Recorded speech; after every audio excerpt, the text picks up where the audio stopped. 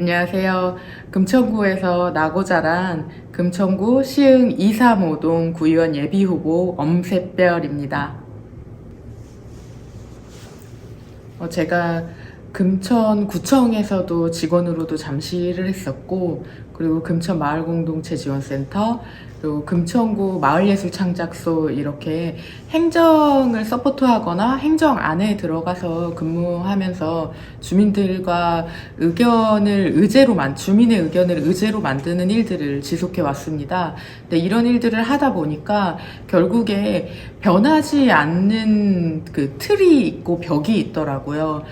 주민분들이 결국에 결정적인 의사결정을 내려야 할 때 그 의사결정은 행정이 주도로 내린다던가 주민들의 의견들이 반영되지 않는 채 진행이 되는 결과들을 계속 경험해 오면서 이런 과정들을 사실 의회와 함께 주민이 해결한다면 좀 더 과정도 투명하고, 그리고 진행되는 과정에서 주민분들도 내가 행정과 함께 무언가를 해낸다라는 기분을 느끼실 수 있을 것 같아서 의회의 역할을 강화하고자, 그리고 의회가 주민과 함께 책임을 지고자 출마하게 되었습니다.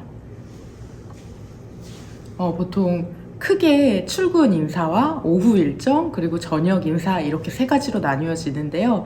출근 인사는 아침에 출근하시는 분들께 새벽에 인사드리면서 저를 알리는 일을 하고 있고요. 그리고 오후에는 아직까지는 제가 예비 후보여서 지역에서 이제 저를 만나고 싶어 하시거나 궁금해 하시는 분들을 찾아뵙거나 아니면 지역의 상가 상인들을 찾아뵙는 활동들을 하고 있습니다.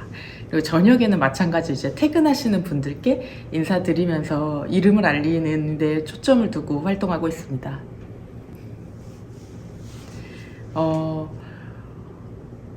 저는 사실 주민으로서 왜 출퇴근할 때 이렇게 선거철에만 인사를 하지라는 생각을 했었어요.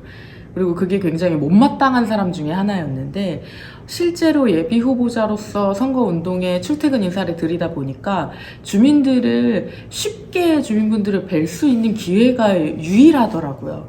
그리고 제가 그냥 그 예비 후보자 이전에도 동네 다니면서 그냥 뻔뻔하게 인사도 해보고 막 말도 걸어보고 했었는데, 그런 분들은 굉장히 낯설어 하시고 왜 그러는 거지? 경계하시는데, 이 파란색 잠바를 입는 순간 그냥 너무나 당연하게 뭐 궁금한 것들을 물어보시거나 아니면 나 지금 어디 가려는데 뭐 하려고 해요라는 이야기부터 작은 응원까지 쉽게 피드백을 받을 수 있어서 이렇게 많은 주민분들을 한 번에 뵐 수 있는 유일한 기회구나라는 생각으로 감사하고 즐거운 마음으로 하고 있습니다. 저는 우선은 금천구 마을예술창작소 어울쌤이라는 공간에서 가장 오래 활동을 해왔고요. 이 공간은 민간협력으로 주민분들이 생각하고 있는 문화예술 정책을 만들어가는 공간이자 주민분들의 쉼터이기도 한 공간이었습니다. 그래서 공간 자체를 주민분들과 함께 설계하고 공간의 운영 방침 또한 함께 만들어가는 곳을 운영을 했었고요. 이후에는 이제 금천구 마을공동체지원센터에서 PM으로 근무를 하면서 지역의 아카이브 사업을 담당을 했었습니다. 주된 활동이 사실 2개 정도고요. 이제 그 외에는 뭐 청년들이나 일자리 관련해서 뭐 협치회의 의원을 활동을 하던가 금천구 청년 네트워크나 청춘 빌딩, 그리고 무중력지대 같은 운영위원 활동을 하면서 청년들이 갖고 있는 고민들을 조금 더 현실에서 지역에 어떤 방향으로 풀 수 있을지를 고민하는 사람으로 활동해왔습니다. 사실 가장 많은 분들이 알고 계시기도 하고 금천구 전체에서 가장 중요한 사업이기도 한 재개발이 시흥 235동에 몰려있다라고 보시면 될 것 같아요. 주요하게는 지금 3동과 5동의 가로주택 사업이나 모아주택 사업 등으로 재개발이 되는 부지들이 굉장히 많아지고 있는데요. 저층 주거지가 많고 오래된 빌라가 많은 구역이다 보니까 이 구역들을 단순히 아파트를 얼마나 어떤 방식으로 만들 것이냐 문제가 아니라 기존에 있는 상권들과 기존의 임차인과 임대인 분들이 모두가 함께 어떤 방식으로 지역의 인프라를 구성할 거고, 우리가 꿈꾸고 있는 내 지역, 내가 살아갈 곳은 어떤 방식으로 구성을 할 것인지에 대한 이야기들을 함께 모아가는 게 가장 중요한 현황이라고 생각이 듭니다. 사실 다양한 직장이나 다양한 경험을 하고 있는 청년분들을 현장에서 많이 만나 뵀었어요. 근데 유독 제가 아직도 기억에 많이 남고 연락을 지속해오고 있는 단위 중에 한 곳이 청년수당을 받는 청년들을 이제 구로 관악 금천을 연계해서 프로그램을 진행하는 걸 해왔었는데, 그 프로그램에서 만났던 분들에 대한 기억이 아직도 잊혀지지 않고 있고, 그리고 그 프로그램으로 성장했었던 분들이 어떤 방식으로 또 지역이나 뭐 다른 방향으로 사회에서 역할을 하고 계시는지 너무 잘 알고 있어서, 제가 생각하는 청년 정책은 이제 크게 세 가지인데, 한 가지로 묶는다면은 사회의 안전망을 청년에게 어떤 방식으로 구성할 것이냐라는 데 초점이 맞춰져 있고요. 이 안전망은 세 가지 단위에서 이루어졌으면 합니다. 첫 번째는 일자리고요. 그리고 두 번째는 주거, 그리고 세 번째는 여가입니다. 삶은 주거라고 생각해 주시면 될 것 같으세요. 그래서 일자리 같은 경우에는 청년수당 참여자분들이 일을 진행하기에 앞서서, 아니면 혹시 이직을 생각하고 있는 분들에게 시간을 주는 정책이라고 생각을 했어요. 바로 생업에 뛰어들거나 어떤 구직 활동을 하기에 앞서서 구직을 준비할 수 있는 시간을 나라에서 보장해 준다라고 생각을 했고, 그 시간들을 굉장히 소중하게 쓰고 있는 청년분들과 함께 너무 애쓰지 말자, 모든 시간들을 자기 개발에만 쓰지 말자, 한 번은 쉴 수 있어야 되는 거 아니냐, 청년에게도 쉼이 보장돼야 된다라는 이제 중심의 프로그램이었는데요. 이런 방식처럼 청년분들에게도 일자리를 할 수 있게 금천구에는 많은 벤처기업이나 IT, 그리고 사회적 경제 일자리들이 많은데, 이 일자리들이 공공의 영역이나 그 청년 창업이나 취업 프로그램으로 연계되어 있기도 하지만 많이 홍보가 되어 있진 않아요. 그래서 전반적으로 이런 정보들을 알 수 있는 플랫폼이 하나 구축되어 있어야 되진 않을까. 각자의 정보들이 각자의 영역에서만 활동되고 있지, 청년이 필요하지만 이거는 취업이 아니야, 아니면 이건 창업이 아니야, 이런 방식으로 정보가 한데 모이지 않고 있어서 많은 분들이 내가 살고 있는 지역에서 일을 하고 싶어도 일자리를 찾지 못하거나, 아니면 사회에서 기초적인 단위의 경험들이 필요한데 이 경험을 어떤 방식으로 만들어야 할지 고민하시는 분들께 도움이 되었으면 하고요.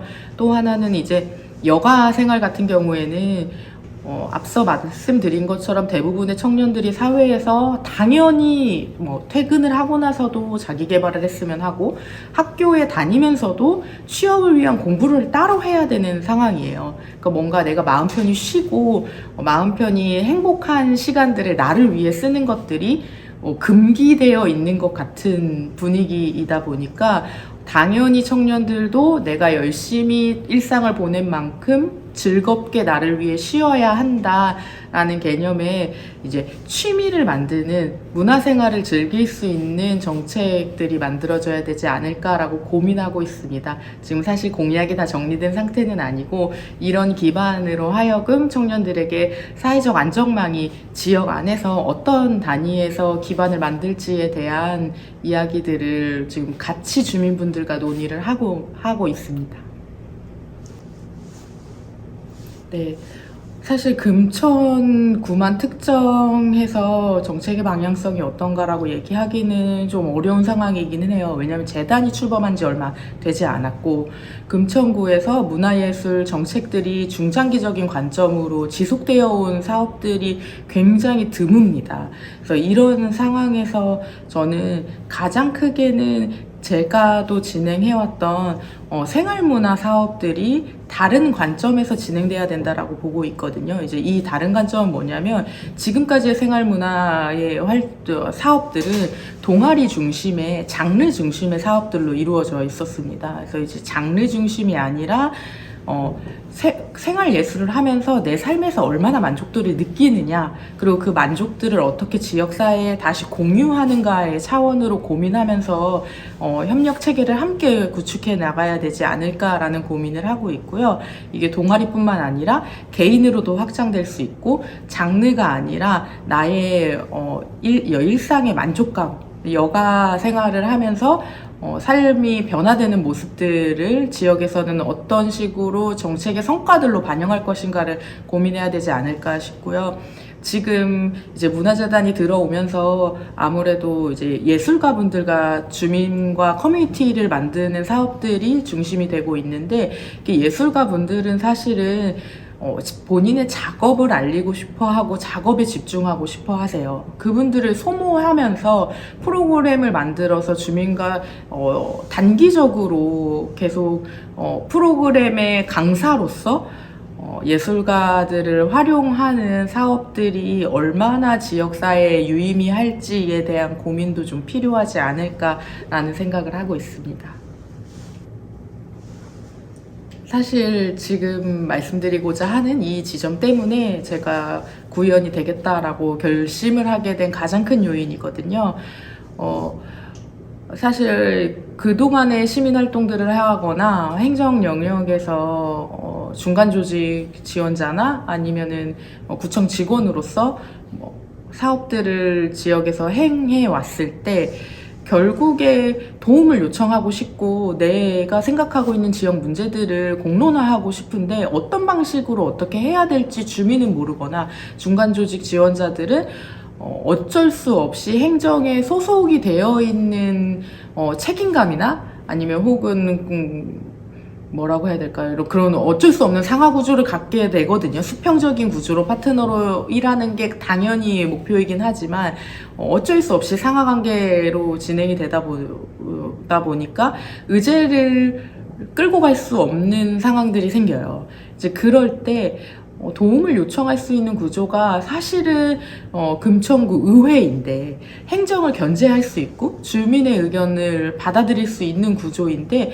어떻게 활용해야 되는지 주민들은 모르기 때문에, 그리고 어떤 방식으로 접근해서 그 지역의 의원분들과 이야기를 해야 될지 모르시는 분들이 많으시더라고요. 그래서 저뿐만 아니라 지역에 있는 의원분들에게 접촉할 수 있는 공개적인 정보 공개로 민원이 처리되고, 민원이 처리되는 과정에 결과 피드백까지 받을 수 있는 정보 공개 창구가 하나 필요하지 않을까라는 고민을 하고 있고요.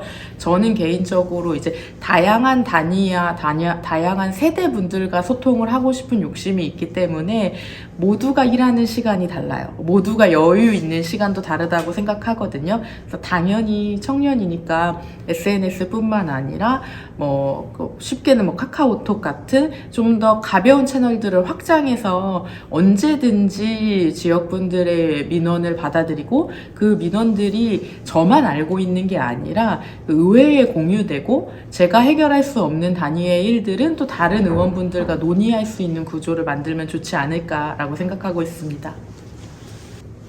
네, 아직도 청년이 나온다는 것에 낯설어 하시는 분들이 많으세요. 그래서 제가 활동을 하다 보면 아버지를 도와주고 있느냐, 아니면 그냥 선거 운동원 중에 한 명 아니냐라고 생각하셨다가 후보자 본인인 걸 알고 놀라워해 주시는 분들이 많습니다. 그래서 저뿐만 아니라 이제는 만 18세 분들도 피선거권을 가진 사람으로서 함께 선거에 참여할 수도 있고 후보자가 될 수도 있다라고 생각합니다. 앞으로 더 많은 청년들이 지역의 정치에 관심을 갖고 실제로 지역을 변화할 수 있는 힘을 가꾸기 위해서 많은 응원과 지지를 부탁드립니다.